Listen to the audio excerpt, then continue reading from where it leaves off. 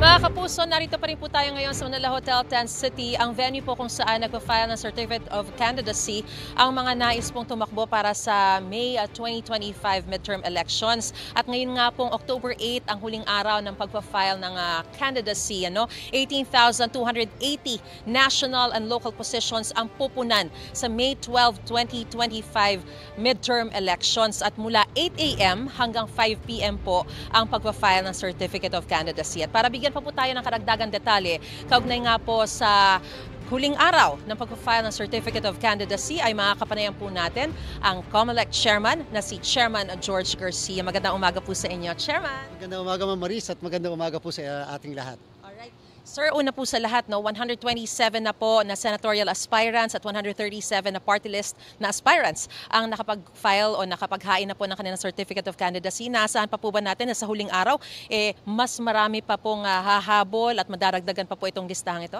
Alam niyo, Ma'am Maris, ang ating po kasing party list ay 160 ang ina-expect natin. So more or less, meron pa tayong 23 na inaasahan na magpa-file ng Certificates of Nomination and Acceptance.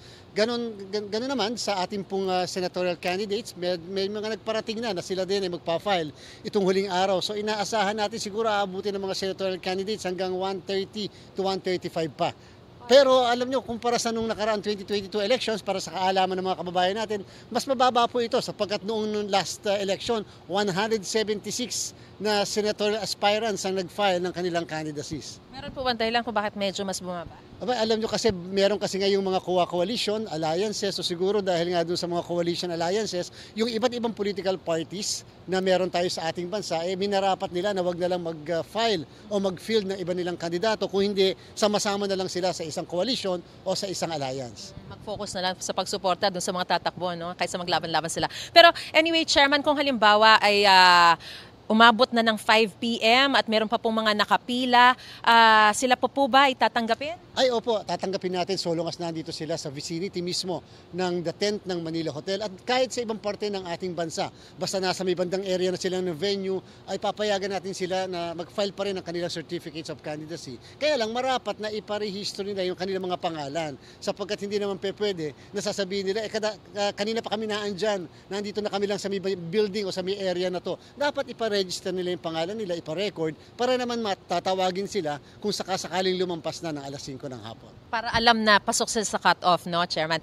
Anyway, Chairman, nabanggit nyo rin po kasi nasasalain po ng COMELEC yung mga nuisance, yung aplikasyon para matanggal yung mga nuisance candidates. Kung sakasakali, paano po ba yung sistema sa pag-categorize ng mga aspirants bilang nuisance? Alam nyo po, motu proprio kasi sa commission yan. Ibig sabihin, kahit walang mag-file ng petition, pwede namin gawin. Pero alam nyo, sa ating po mga kababayan, mas maganda siguro, lalo yung may mga kalaban o yung may mga nagpatakbo kasi ng mga nuisance candidate para guluhin, lituhin ang mga kababayan natin, maganda na kung sila mismo ay magpa-file ng petition dito sa atin. Kasi hindi naman namin kakilala lahat yung 28,000 candidates sa buong Pilipinas. So far kasi 28,000 na nag-file sa buong Pilipinas. So dapat, kung local candidates maganda, may mag-file din sa amin. Yung national, pwede kami mag-determine nun . Wala kaming problema doon. Pero yung local, dapat may magpa-file ng petition to declare nuisance candidate yung mga ibang kandidato dyan. Panggulo o kaya lilituhin lang ang mga kababayan natin. Sasapat po ba yung 2 linggo para masala lahat ng mga ito?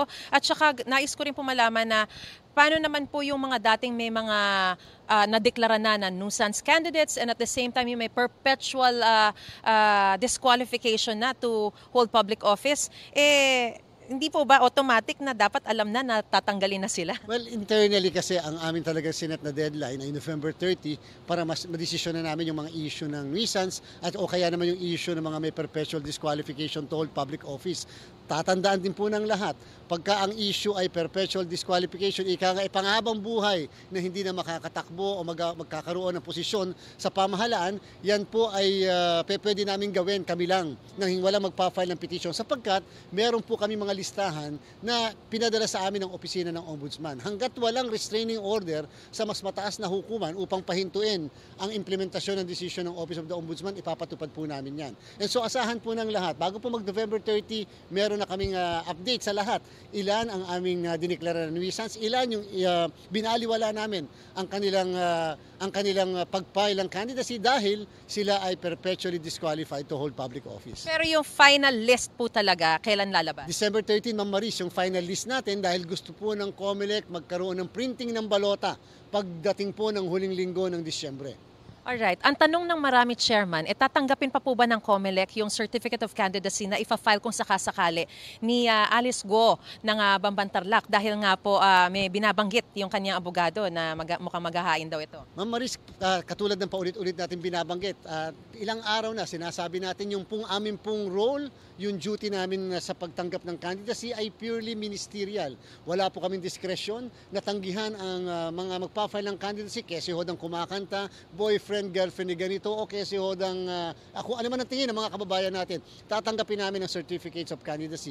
Pero kung malalagay ang pangalan sa balota, malilista siya o siya ba ay magiging kandidato, ibang usapan po yon. And therefore, hindi ko muna sasabihin kung yung binanggit yung personalidad ay makakatakbo. Kasi baka sabihin naman, masyado din naman pinaprem, di pa nga nagpa-file ng candidacy. Pero ang sinasabi namin, tatanggapin namin yan, pero sasalain namin kung dapat ba siyang masama o hindi. Pero may kaso na po siya ng misrepresentation from the previous elections. At ano na po bang update dito sa kasong ito na dinidinig sa COMELEC? Sa linggong ito, baka nga hanggang bukas, hindi tatagal, ay magkaroon kami ng resolusyon sa bagay na yan. Sapagkat pinagpaliban pa nga namin yan dahil meron lang kami mga niresolve na issue. At the same time, siguro maganda mapag-usapan din doon sa may mga hinaharap na misrepresentation cases.